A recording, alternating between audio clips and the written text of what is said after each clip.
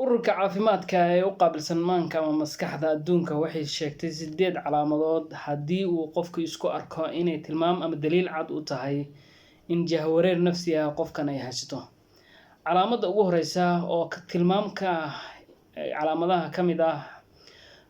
jahwareerka nafsiga tilmaamaya waxa ugu horeeya qofka niyadiisu inay si degdeg ah isku bedelayso.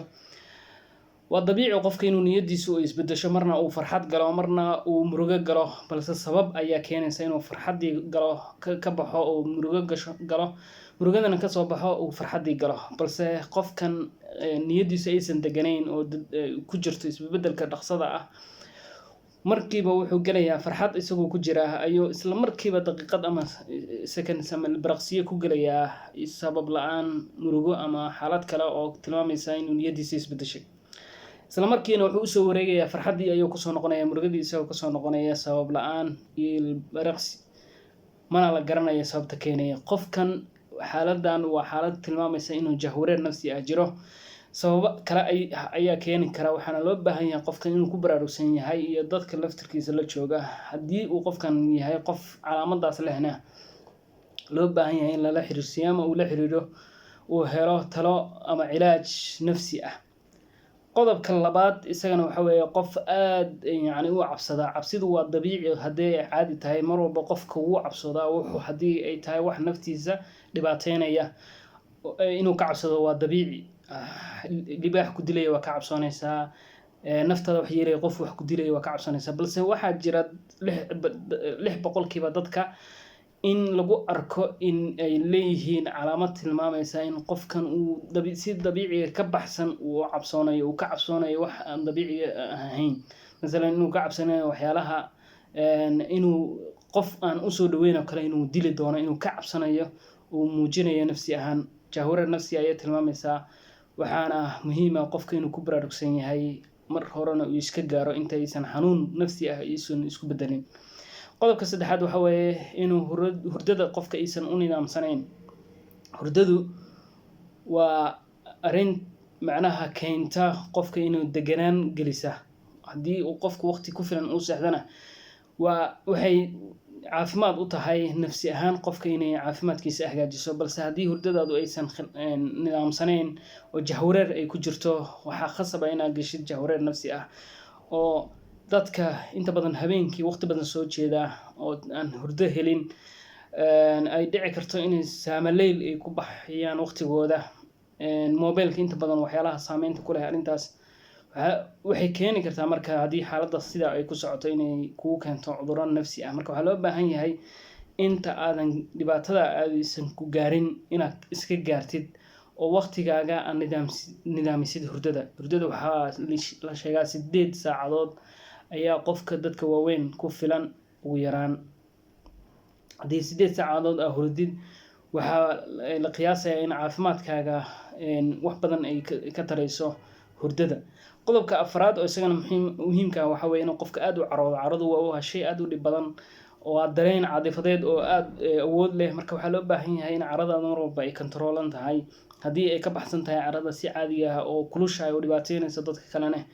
waxa weeye inay ku keenayso jahwareer nafsi ah waa arrin khasab ah. hadhowdiina dhici karto inay xanuuno kale kugu keento depression iyo diiqad iyo hadhowdiina ay dhici karto xanuuno kale ay soo jiidato. marka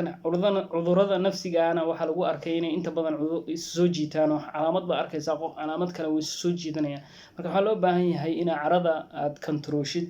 oo ay hesho video ayaan ka sameynay waxaa ka daawan kartaa YouTube-keena. qodobka shanaad oo isagana muhiimka waxa weeye inuu qofka mar walba isku haysto inuu uusan wax jira ahayn shakhsiyad lahayn kalsooni uusan isku qabin. arrintan waxay saameyn ku leedahay ama ka imaanaysaa oo dhabarka ku haysaa tarbiyada caruurnimada caruurtiyo taasoo caruurta aan la siinin fursad inay kalsoonidooda lagu dhiso waxyaalaha tilmaamo ayay ka mid tahay oo xorriyadooda laga qaado oo la dhibaateeyo. tarbiyadaas soo marta caruurta waxay keeni kartaa in hadhowdii ay ku keento qofkii inuu nafsi ahaan u noqdo qof aad u hooseeya oo kalsoonida naftiisa aysan dhisnayn. taas waxaa mararka qaybtood lagu arki karaa qofka inuu dareemo in uu isaga dambi ku jiro oo khalad dadka ka khaldan yahay inta badan uu dareemo markaa sidaa darteed uu dadka kale inta badan u cudur daaranayo inuu khalad ku jiro kale isagoo wax caadi oo dabiici ah tilmaamaya xaaladan waa jahwareer nafsi ah haddii lagu sii daawadana qofka keeni karta inuu ku keento cudurro nafsaani ah oo marad nafsi ah ayay keeni kartaa waxaa loo baahan yahay in laga digtoonaado oo inta ugu horeysa la cilaajiyo qofkana la dhiso niyadiisa ama kalsoonidiisa uu dhiso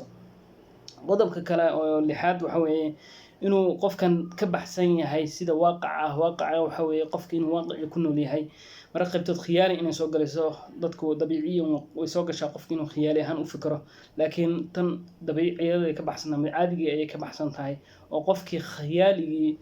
iyo xaqiiqadii ayaan isaga dhex darsoona uusan kala saari karin mararka qaybtood wuxuu aaminayaa inuusan naftiisa iyo shakhsiyadiisa wixii ay kala baxsan yihiin wuxuu dareemayaa maalan xaalado kale oo dhibaato ah marka waxaa loo baahan yahay qofkan oo dareemaya oo waaqiciyadii ka baxsan inuu isagana intuusan marad isku bedelin in uu iska gaaro oo cilaajiyo oo uu ku digtoonan yahay calaamadaas muhiimka ah qodobka toddobaad oo isagana ka mid ah calaamadaha jahwareerka nafsiga tilmaama waa qof aan awood u lahayn inuu xiriirka uu dadka la leeyahay inuu